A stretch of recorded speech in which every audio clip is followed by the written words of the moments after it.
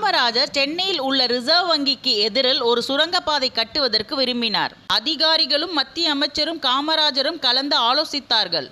மத்திய அமைச்சர் பேசும்போது இந்த சுரங்கப்பாதையை கட்டி முடித்திட செலவு அதிகமாகும் என்றார். காமராஜருக்கு கடும் கோபம் வந்தது. காரியா, கட்ட முடியாதுன்னு சொல்லவா கான்ஃபரன்ஸ் போட்டோம்? எப்படி கட்டி முடிக்கிறதுக்கு தான் இந்த மீட்டிங். ஏன் கட்ட முடியாதுன்னு காரணம் காட்டுகின்ற மீட்டிங் அல்ல. இது முடியாதுன்னு சொல்லவா நீங்க மந்திரி ஆனீங்க? மந்திரினா எப்படி செய்து முடிக்க முடியும்னு வழி தேடுறவன், முடியாதுன்னு சொல்றவன் இல்ல. முடியாதுன்னு சொல்லவா நீங்க டெல்லியிலே இருந்து இங்க வந்தீங்க?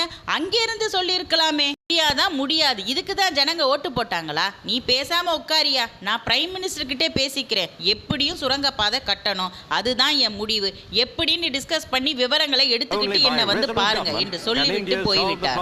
பிறகு அந்த சுரங்கப்பாதை கட்டி முடிக்கப்பட்டு விட்டது. இப்போதும் அந்த பாதை வழியாக பேருந்து செல்வதால் அந்த பகுதியில் போக்குவரத்து நெரிசல் ஏற்படுவதில்லை.